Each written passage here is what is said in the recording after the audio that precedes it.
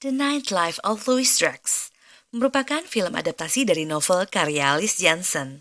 Film ini mengisahkan seorang bocah berusia 9 tahun yang mengalami 8 peristiwa fatal yang hampir saja nyaris merenggut nyawanya. Apakah keberuntungan akan terus berpihak padanya? Yuk mari kita simak alur cerita filmnya. Film dibuka dengan seorang anak bernama Louis. Ia sedang menceritakan runtutan kejadian yang dialami olehnya. Dimulai saat ia masih bayi berusia 4 bulan. Louis kejatuhan lampu gantung di atas keranjang tidurnya. Hal itu mengakibatkan sebagian besar tulang rusuknya patah. Ia pernah digigit oleh laba-laba, disengat lebah dan juga kesetrum listrik. Louis juga pernah keracunan makanan yang mengandung bakteri salmonella berkali-kali.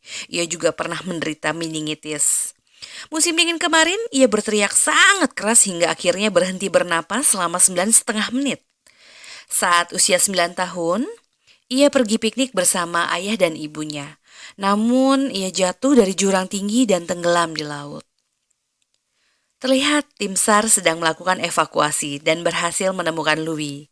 Setelah berusaha menyelamatkannya, naas nyawanya tidak tertolong dan dokter menyatakan bahwa Louis meninggal pukul 19.55.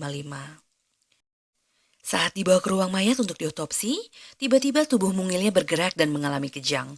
Louis langsung dilarikan kembali ke ruang bedah oleh petugas. Keajaiban terjadi. Louis akhirnya kembali hidup, namun sayangnya mengalami koma. Scene berpindah ke kejadian sebelum jatuh dari jurang. Tak mudah menjalani hidup pasca trauma. Sang ibu mengajak Louis ke psikolog untuk dilakukan terapi. Karena Louis sering mendengar suara-suara yang membisikkan sesuatu oleh makhluk tak kasat mata. Oh ya, di sini saya skip ya untuk kisah fiksinya.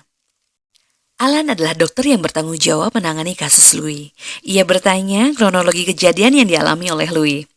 Rekannya menceritakan bahwa Peter, ayah Louis, hingga saat ini tidak ditemukan. Ada dugaan bahwa Peter mendorong Louis ke jurang, kemudian ia melarikan diri.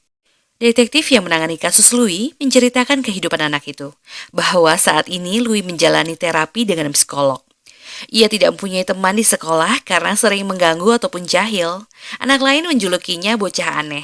Psikolog mengatakan bisa saja Louis menyakiti dirinya untuk mencari perhatian.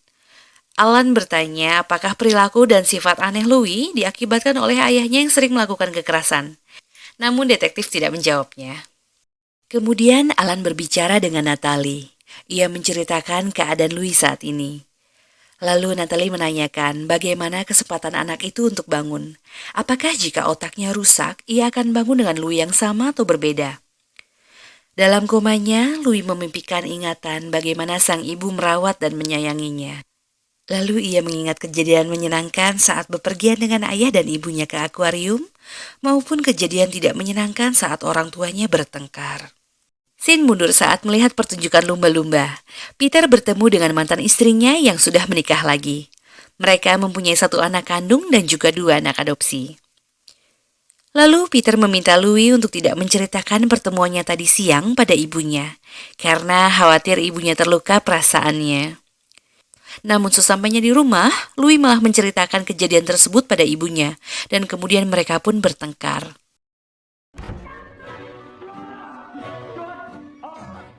Saat mengikuti sesi terapi, Louis menceritakan pada psikiaternya bahwa ia tidak menjaga rahasia dan sengaja mengadukan hal itu pada ibunya karena ia tahu bahwa mereka tidak saling mencintai. Lagi pula mereka tidak akan bercerai karena hal itu. Lalu Louis mengatakan bahwa sebenarnya ia tahu kalau Peter itu bukanlah ayah kandungnya. Pada suatu hari, Alan dan istrinya yang bernama Sophie menghadiri sebuah pesta ulang tahun anak rekannya yaitu Dr. Janek. Di sana, Alan melihat Natalie dan memperhatikannya. Tanpa sengaja, hal tersebut dilihat oleh Sophie. Padahal Sophie baru saja nyinyirin cowok-cowok yang mendekati Natalie. Ternyata suaminya sendiri juga ikut main mata. Saat akan mengambil makanan di dapur, mereka bertemu kemudian mengobrol. Tak lama datang Sophie menyapa dan mereka pun akhirnya berkenalan. Di dalam perjalanan pulang, di mobil Sophie hanya diam dengan muka yang menyimpan api kecemburuan. Keesokan harinya, Natalie membawakan Louis hamster yang bertujuan untuk menyadarkan anaknya. Biasanya binatang tidak diizinkan masuk ke dalam ruang perawatan, namun Dr. Alan membuat pengecualian untuknya. Karena Natalie bilang Alan menyayangi binatang peliharaannya itu. Namun kenyataannya, ini adalah hamster ketiga yang sebelumnya sudah dibunuh oleh Louis. Abracadabra. Flashback ke sesi terapi dengan Dr. Perez. Ia menanyakan bagaimana hewan peliharaannya mati. Lalu Louis menceritakan bahwa ada peraturan rahasia. Jika kita memelihara hewan dari kecil lebih dari 2 tahun, kamu boleh saja membunuhnya, karena kaulah pemiliknya. Kau bisa menggunakan racun jika punya atau menjatuhkan benda berat padanya, ucap Louis. Aduh, sadis banget ya. Order of the Phoenix. Dr. Perez yang mendengarnya terkejut dan menanyakan dari mana ia belajar hal itu. Louis tidak menjawab. Kemudian Dr. Perez mengalihkannya untuk keluar jalan-jalan, lalu meminta Louis menceritakan tentang Peter ayahnya. Di akhir sesi, Dr. Perez menceritakan kekhawatirannya pada Louis. Natalie marah dan mengatakan hal ini tidak ada hubungannya dengan Peter ayahnya. Kemudian ia pergi dan memutuskan untuk tidak melanjutkan terapinya lagi. Kembali ke masa sekarang, Natalie menceritakan kepada Alan kejadian saat mereka piknik. Di sana Peter dan Natalie bertengkar, kemudian terjadi tarik-menarik sampai akhirnya Louis terlempar ke dalam jurang. Alan menanyakan mengapa tetap bertahan dengan Peter, padahal sudah melakukan kekerasan. Natalie bilang bahwa ia mengenal Peter sejak usia 18 tahun dan hanya ialah satu-satunya. Alan mengatakan bahwa Natalie berhak mendapatkan yang lebih baik. Karena terbawa suasana, lalu mereka akhirnya berciuman. Dan ternyata kejadian itu disaksikan dari kejauhan oleh Louis yang tiba-tiba tersadar dari komanya. Louis dengan wajah yang pucat dan terbata-bata ingin mengatakan sesuatu tentang ayahnya. Tiba-tiba Natalie datang dan langsung mendekapnya erat. Sayangnya Louis kembali pingsan. Keesokan harinya, saat bermain tenis, Dr. Janet menanyakan ada hubungan apa dengan Natalie, karena semua orang melihatnya bercumbu di ruang publik di area terbuka. Perbincangan itu terhenti karena Natalie tiba-tiba menelpon dan menyuruh Alan untuk datang ke rumahnya. Natalie memberikan surat aneh yang diterimanya. Ia menduga bahwa ini adalah ulah Peter. Mereka melaporkan kejadian ini ke kepolisian dan akan menganalisa surat tulisan tangan itu. Karena tidak mungkin anak yang sedang dalam perawatan dan kondisinya koma mengirimkan surat. Detektif memperingatkan Alan untuk menjaga jarak dengan Natalie demi keamanannya. Untuk sementara waktu, Natalie dilarang tinggal di rumahnya dulu. Namun, ia tidak punya teman ataupun saudara. Kemudian Alan menawarkan ruangannya yang ada di rumah sakit untuk ditempati. Singkat cerita, Sophie datang ke rumah sakit dengan membawa surat peringatan dari Louis yang berisi agar Alan menjauhi ibunya, atau akan ada hal buruk terjadi padanya. Detektif datang dan memeriksa keadaan Louis yang masih belum sadar dan juga terkulai lemas. Alan menemui Natalie untuk menanyakan mengapa ia berbohong mengenai cerita sebelumnya, di mana ia mengaku hanya berkencan oleh satu orang, yaitu Peter. Dengan raut muka yang sedih, Natalie kemudian menjelaskan hal sebenarnya, bahwa ayah kandung Louis adalah Joe. Lagi pula, itu hanyalah cinta satu malam.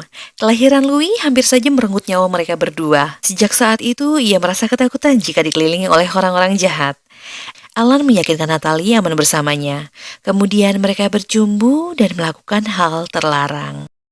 Natalie menceritakan kepada Louis bagaimana ia bisa menikah dengan Peter. Peter adalah orang yang membantu saat Louis hampir kehilangan nyawanya. Tiba-tiba terdengar suara ribut dari kamar Louis. Ternyata itu adalah Violet, ibu dari Peter yang datang ke rumah sakit untuk menemui cucunya. Namun karena mereka saling membenci, akhirnya bertengkar dan Violet menampar Natalie. Alan mengajak Violet ke ruangannya. Ia mengatakan bahwa kehilangan kontak dengan Peter sejak kejadian itu. Ia tidak percaya dengan cerita Natalie. Peter tidak mungkin mendorong Louis. Ia menyayangi Louis lebih dari dirinya sendiri. Dulu Peter dan mantan istrinya akur sebelum Natalie datang, dengan tipu daya dan juga cerita kebohongan untuk merebut Peter dan menghancurkan rumah tangganya. Fakta bahwa Peter masih bertahan dengan Natalie adalah karena Louis. Kemudian detektif datang dan mengatakan bahwa jasad Peter sudah ditemukan. Ia tersapu ombak ke dalam gua di dekat tebing di mana Louis jatuh. Detektif kemudian meminta otopsi segera untuk mengetahui bagaimana Peter bisa mati. Di rumah sakit, Alan terbangun dari tidurnya. Perawat tidak berani membangunkannya karena ia sedang tidur berjalan. Lalu ia menuliskan sesuatu mengenai resep dosis insulin dan juga kloroform yang berbahaya. Alan melaporkan kejadian itu ke detektif dan memperlihatkan CCTV untuk meyakinkan cerita dari perawat itu benar. Ia berpikir Louis mengontrol pikirannya saat ia tidur dan mencoba untuk mengatakan sesuatu. Karena ia sebenarnya menulis dengan tangan kanan, sedangkan pada CCTV terlihat Alan menulis dengan tangan kiri. Detektif menganggap hal itu gila dan tidak mungkin dilakukan. Alan mendatangi Dr. Perez, menceritakan mengenai hal yang terjadi dan apa yang dialaminya sendiri. Ia menanyakan apakah Natalie terlibat dalam kecelakaan Louis. Perez mengatakan bahwa teori Alan tidak masuk akal dan untuk memastikan hal tersebut, Dr. Perez akan melakukan hipnotis. Alan pun menyetujuinya. Cerita kemudian flashback saat mereka sedang piknik. Natalie memberikan Louis permen. Saat Peter minta, Natalie tidak memberikannya sehingga terjadi pertengkaran. Karena ketakutan, akhirnya Louis berlari. Peter mengejarnya. Setelah berhasil memindahkan Louis ke tempat yang aman, Peter mempertanyakan mengapa Natalie ingin menyakiti anaknya. Peter tahu bahwa permen tersebut berisi racun. Kemudian Natalie mendorong Peter jatuh dari jurang. Lalu ia melihat pada Louis dan ia pun loncat ke dalam jurang.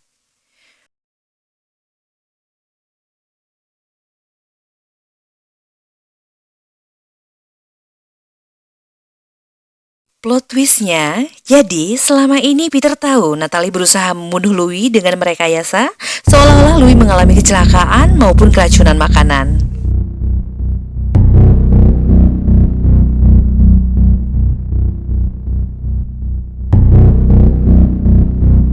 Saat tersadar, jantung Louis sempat berhenti, namun alhamdulillahnya sempat diselamatkan. Alan pindah ke apartemennya karena harus break sejenak dengan Sophie. Lalu ia pergi ke rumah sakit jiwa Dr. Perez di mana Natalie dirawat.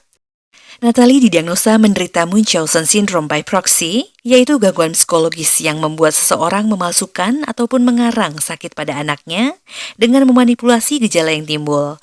Tujuannya sama, yaitu untuk mendapatkan perhatian maupun simpati dari orang lain.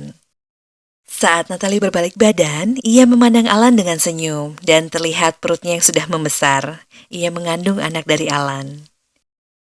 Violet menggantikan merawat Louis. Dalam tidur komanya, Louis bermimpi. Saat ingin menyerah, Peter mengatakan akan selalu bersamanya dan semua keajaiban akan datang menunggunya. Kemudian Louis membuka matanya perlahan, tersadar dari komanya. Dan film pun berakhir. Terima kasih sudah menyaksikan alur cerita film ini sampai akhir. Jangan lupa nonton alur cerita film aku yang lainnya ya. Tetap jaga kesehatan dan jangan lupa jempol manisnya kakak.